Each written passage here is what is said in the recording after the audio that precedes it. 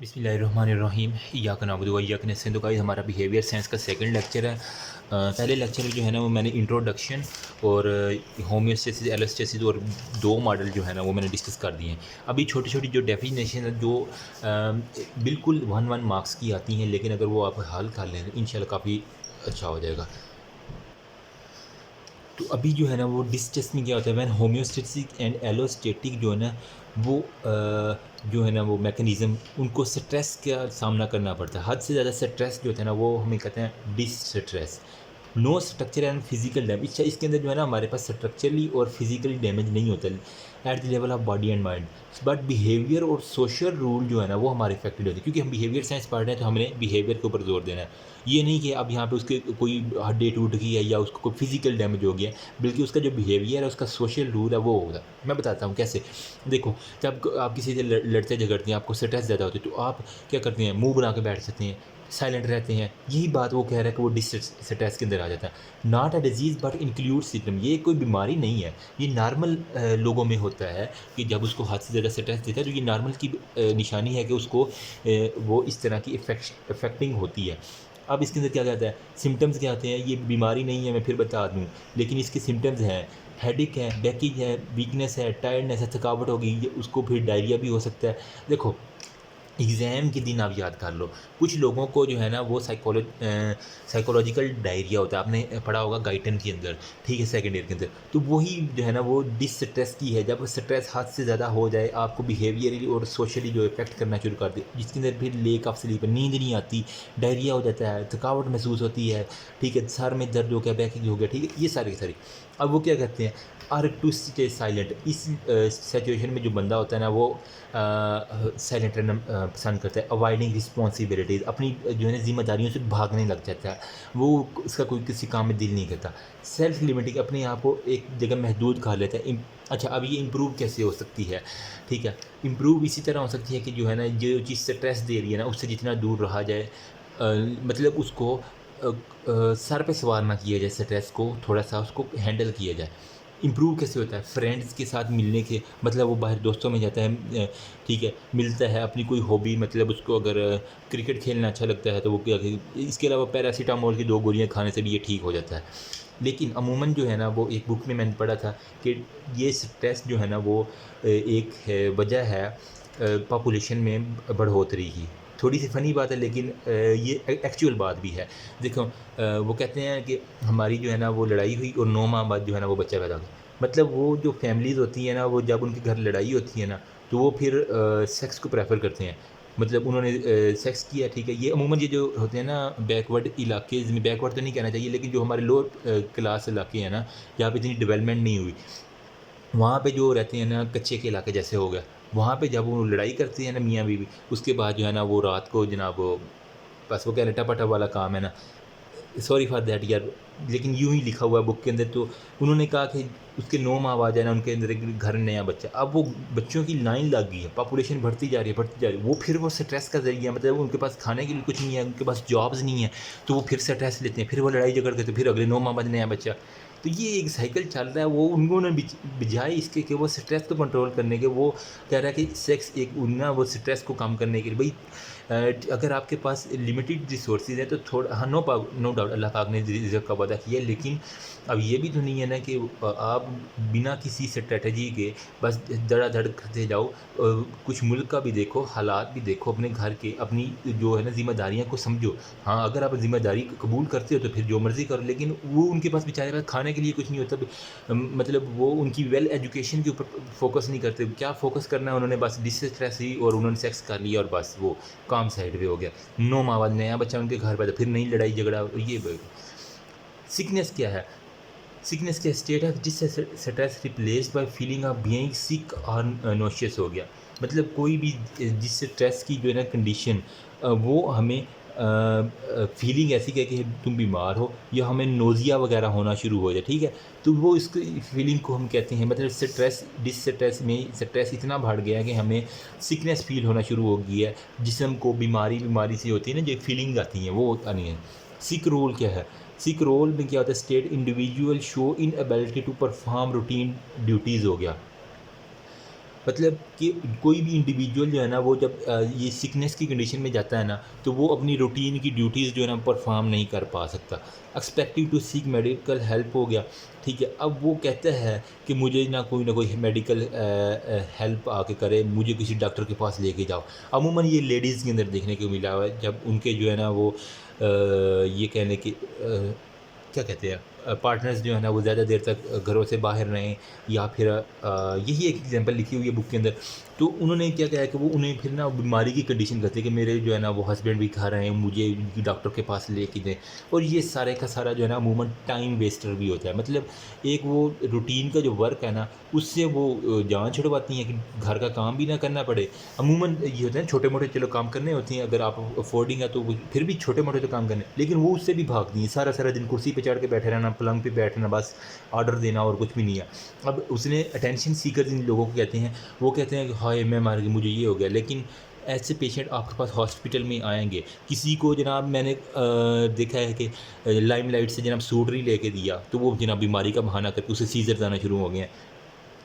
कुछ भी नहीं होता, वो बस एक मेडिकल हेल्प को ना कि मुझे डॉक्टर के पास लेके जाए, मेरी ख्वाहिशें पूरी करता रहे, बस ये सारे टाइम वेस्ट होते हैं। पूरे घर को जो है ना वो लफड़े में डाल के ना, पंगे में डाल के, और बस फिर इनकी ये मेंटल स्ट्रेस इस तरह इम्प्रूव होती है।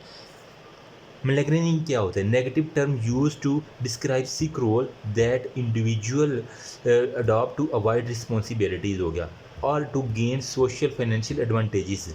एक्टिंग एज इलनेस, ये भी सिक रोल के अंदर, अगर इसको मैं मज़ीद किसी एक कैटेगरी में कहता हूँ, मिलेग्रीन इसका दूसरा नाम MALINGERING। नेगेटिव टर्म है सिक रोल की, ठीक है, जिसके अंदर इंडिविजुअल जो है ना वो अपनी रिस्पॉन्सिबिलिटी से भागता है। सोशली और फाइनेंशियली जो है, मतलब वो बीमारी का बहाना बना लेगा ताकि लोग मेरे पास आएँ, मुझे पैसे शैसे दें, ठीक है, मेरी जो है ना खतत वादा करें, मुझे जो है ना वो फ्रूट खिलाएँ। एक्टिंग ऑफ इलनेस अगर किसी दूसरे नाम है ना, तो वो मैं लगने नहीं कहूँगा। एक ये बिहेवियर साइंस के अंदर है। बिहेवियर साइंस पढ़ने में मज़ा आता है, लेकिन इसके अंदर जो है ना वो काफ़ी चीज़ें जो है ना लोगों की, मरीज़ों की, और ये एक्चुअल में पेशेंट आते हैं, मैं बता रहा हूँ, बहाना करते हैं। जब उनके सामने जो है ना वो बेहोशी का बहाना करके आ जाते हैं, उन्हें कहते हैं उठ जा, नहीं उठते। डॉक्टर को पता चल जाता है, डॉक्टर कहता है लाओ यार इंजेक्शन लगाओ इनसे, 2 मिनट में उठ के यूँ बैठ जाते हैं। ये आप देखेंगे वार्ड्स में जब जाएंगे ना आप, अमूमन OPD के अंदर या एमरजेंसी के अंदर जाते हैं। इलनेस क्या है? Disease a period of sickness affecting the body and mind.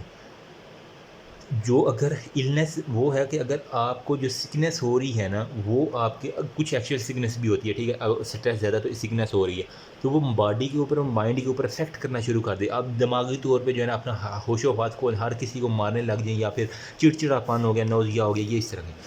अब डिजीज़ क्या है? Symptoms of individual are attributed to cause हो गया।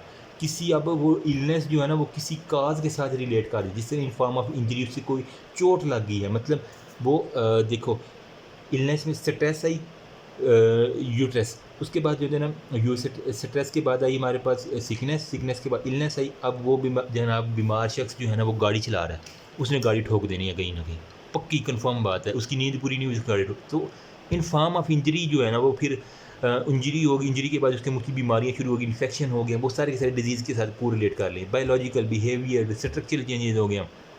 मतलब आपने BPS मॉडल जो है ना, बायोलॉजिकल, साइकोलॉजिकल और जो है ना ऐसे सोशल, वो सारे का सारा चेंज जब हो जाएगा ना, ठीक है, तो वो डिज़ीज़ की तरफ हमारे पास सीधा चला जाएगा।